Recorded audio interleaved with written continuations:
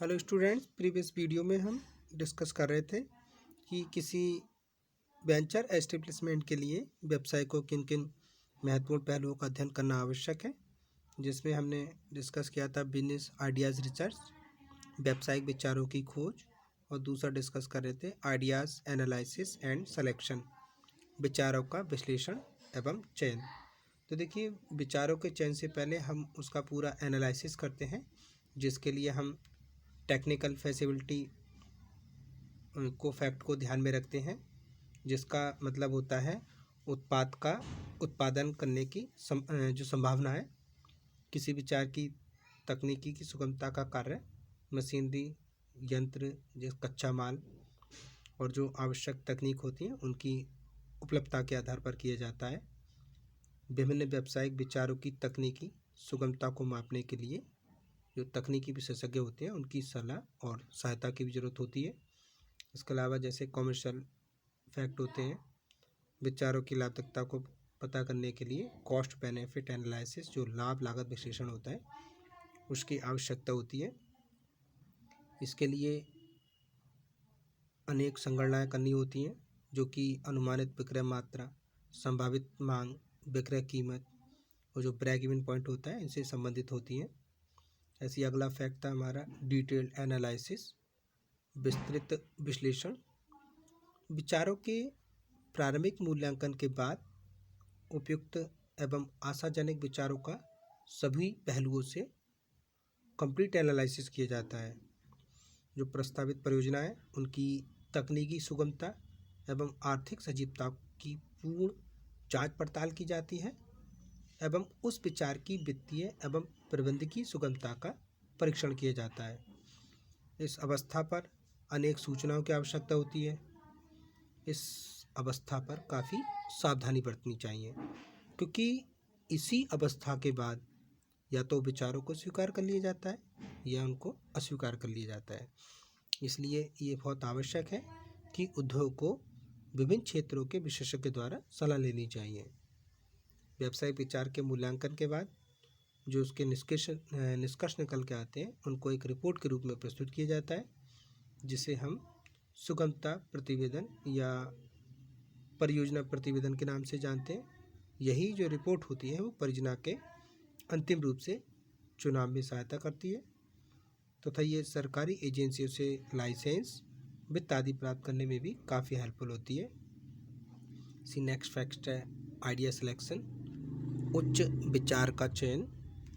देखिए, योजना प्रतिवेदन प्राप्त होने पर उसका एनालिसिस करके उपयुक्त विचार का चयन कर लिया जाता है। सामान्यतः विचार को अंतिम रूप देने के लिए हमें उसमें कुछ फैक्ट विचार करने होते हैं कि जैसे कौन से प्रोडक्ट का हम आयात सरकार द्वारा प्रतिबंधित है, तो ऐसे प्रोडक्ट का हम चुनाव ना करें।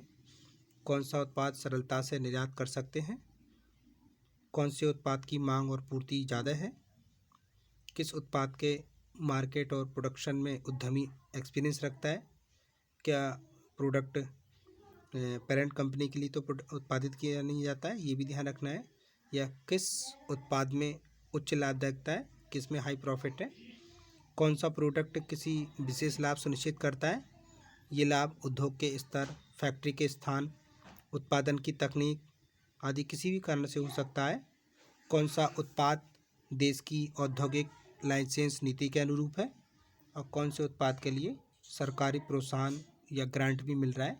तो इन चीज़ों का हमें परियोजना प्रतिवेदन प्राप्त होने के बाद उसका विश्लेषण कर उपयुक्त चयन कर लिया जाता है और फाइनली हमें विचार को अंतिम रूप से चयन करने के लिए इन फैक्टों को ध्यान में रखना होता है।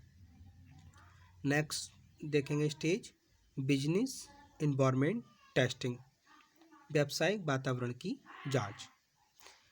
देखिए, व्यावसायिक विचार के चयन या निर्धारण करने के बाद व्यावसायिक परिदृश्य मतलब वातावरण का मूल्यांकन जरूरी होता है। व्यवसाय स्थापना की इस अवस्था में उद्यमी को व्यावसायिक पर्यावरण घटकों को ध्यान में रखना पड़ता है। व्यावसायिक पर्यावरण अनेक जैसे कि आर्थिक, सामाजिक, भौगोलिक, राजनीतिक या शासकीय तत्वों का एक मिक्सचर होता है। वर्तमान आर्थिक उदार अर्थव्यवस्था में राष्ट्रीय ही नहीं बल्कि अंतर्राष्ट्रीय घटक भी उपक्रम को हमारे प्रभावित करते हैं। व्यावसायिक वातावरण में अनेक बाह्य घटक उद्यमी के नियंत्रण में नहीं होते हैं। इसलिए उद्यमी के द्वारा आज के जटिल और गतिशील प्रतिस्पर्धात्मक परिदृश्य में उपक्रम को स्थापित और संचालित करना एक महत्वपूर्ण कौशल होता है, जिसके लिए उद्यमी में विभिन्न व्यक्तिगत गुणों के साथ साथ वातावरण में स्वयं को एस्टेब्लिश करने के लिए एक स्ट्रेटेजिक ज्ञान होना आवश्यक है। ग्राहक, पूर्तिकर्ताओं, मध्यस्थों, प्रतिद्वंदियों के मानसिक दृष्टिकोण और सरकारी नीतियों, सरकारी आर्थिक तत्वों, संसाधनों के साथ साथ प्राकृतिक एवं भौगोलिक घटकों के बीच में एक एडजस्टमेंट भी स्थापित करना होता है। तो नव परिवर्तन और उपक्रम स्थापना में उद्यमी के द्वारा सामाजिक, आर्थिक, भौगोलिक, राजनीतिक एवं शासकीय परिदृश्यों के विश्लेषण एवं गहन जांच द्वारा इसका वैल्यूएशन किया जाता है। उद्यमी जब परियोजना की सुगमता और लाभदायकता के प्रति आश्वस्त हो जाता है तो वह उपक्रम को प्रारंभ करने के लिए आवश्यक संसाधनों को जुटाता है। उसे साझेदार सहयोगों को ढूंढना होता है, आवश्यक वित्त की व्यवस्था करनी होती है। इसके साथ ही भूमि, भवन, मशीनरी, प्लांट, फर्नीचर, पेटेंट आदि खरीदने होते हैं। कर्मचारियों की भी नियुक्ति करनी होती है। तो इन संसाधनों को विभिन्न भागों में व्यक्त कर सकते हैं। जैसे सूचनाएं होती हैं, इंटेलिजेंस मतलब सूचनाओं का एकत्रीकरण एक महत्वपूर्ण कार्य होता है। उत्पादन व सेवा की मांग का आकार, प्रकृति, पूर्ति की मात्रा, स्रोत, उत्पादन की कीमत, लागत, मात्रा, संबंध आदि से संबंधित सूचनाएं इकट्ठी की जाती हैं। तकनीकी संयंत्र तथा मशीनों के पूर्तिकर्ताओं, आवश्यक कर्मचारियों की संख्या, कच्चे माल के क्या क्या सोर्सेस हैं, प्रतिस्पर्धा की प्रकृति, आवश्यक कोर्सों के स्रोत से संबंधित विभिन्न सूचनाएं प्राप्त करना भी उद्यमी का कार्य होता है। सूचनाओं के एकत्रीकरण और उनको सुरक्षित रखने के लिए कंप्यूटर का प्रयोग कर सकते हैं, जो काफ़ी हेल्पफुल होता है। इसके साथ ही हमें वित्त की व्यवस्था करनी होती है, क्योंकि किसी भी व्यवसाय को सुदृढ़ बनाने के लिए वित्त अति आवश्यक होता है। वित्त किसी भी व्यवसाय के जीवन रथ के समान होता है।